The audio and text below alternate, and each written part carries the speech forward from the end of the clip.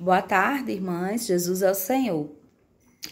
Eu estou aqui para cumprir o desafio. Eu fui desafiada pela irmã Maiane e vou falar um pouco sobre esse período que nós estamos vivenciando no momento.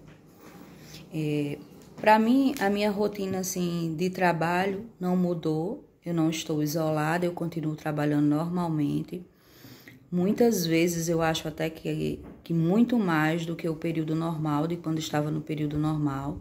Estou me sentindo muito mais desgastada.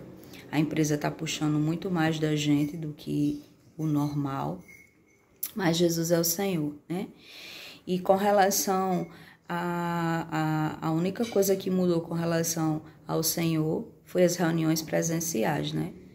Porque nós temos que continuar buscando o Senhor pelos meios que temos, né? Que é livros, a leitura da Bíblia e sites do Instituto de Vida para Todos, Eu Vos Escrevi. Inclusive, eu vou trazer para vocês uma história que eu acho que é bastante conhecida nossa, mas a gente conhece uma parte da história. Eu vou trazer para vocês a segunda parte. É a história de Jonas e o grande peixe. Nós sabemos que Jonas e o grande peixe, nós contamos para os nossos filhos, as irmãs que servem na salinha contam para as crianças, mas a gente, pelo menos na minha experiência, a gente só conhecia a parte da desobediência de Jonas. Jonas foi o desobediente, era só este ponto que eu tocava. Mas através da leitura de um texto no site Eu Vos Escrevi, eu ganhei uma outra versão dessa história e eu gostaria de passar para vocês. Jonas, ele tinha, o texto mostra que ele tinha uma intimidade muito profunda com o Senhor. E o Senhor deu uma ordem para ele ir a Nínive, né? Dizer a Nínive que se Nínive não se convertesse dos seus caminhos maus e não clamasse ao Senhor e deixasse de fazer aqueles grandes pecados, o Senhor iria destruí-la. E Jonas, por conhecer tão intimamente o Senhor, foi por isso que ele fugiu. Porque ele sabia que se ele fosse para Nínive e falasse às pessoas da ação do Senhor, as pessoas se converteriam e a cidade não ia ser destruída. Mas no coração de Jonas, Jonas queria que o Senhor destruísse, porque Jonas não aguentava mais o que o povo de Nínive estava fazendo.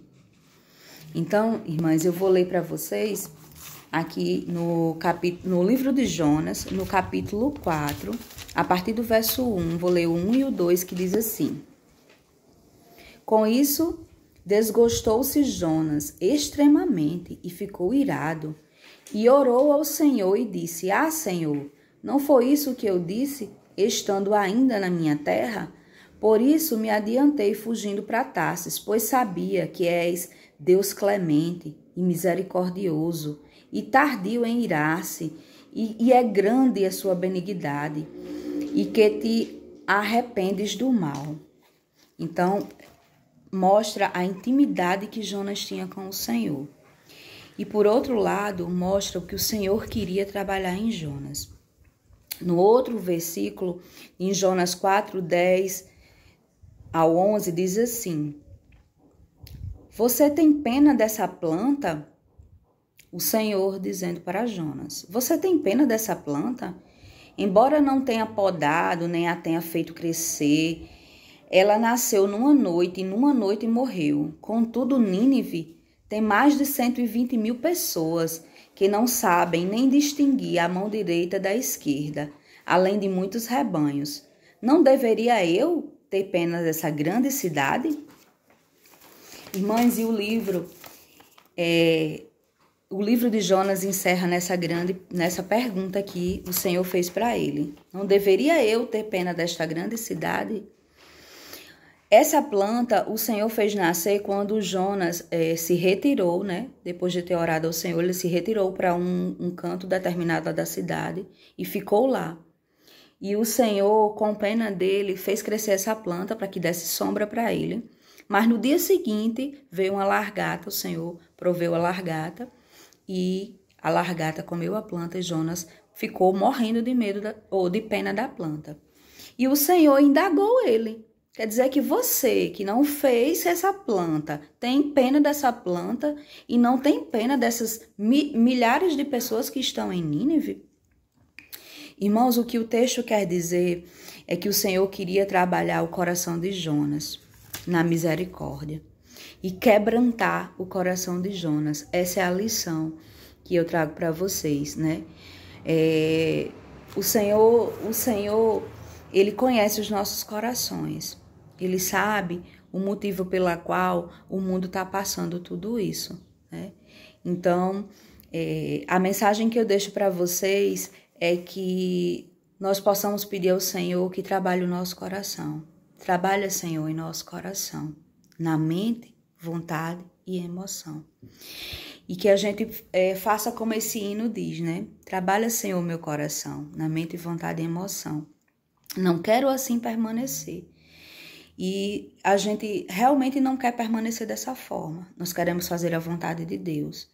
E o nosso chamamento é irrevogável. Lá em Romanos 11, 29 diz: os dons e a vocação de Deus são irrevogáveis. Vocação quer dizer chamamento. Esse chamamento é irrevogável. Ele nos chamou, nos comissionou, e independente do que nós façamos, o Senhor, Ele é benigno, o Senhor é muito misericordioso e Ele sempre vai estar do nosso lado, independente de qual situação estejamos passando. Jesus é o Senhor.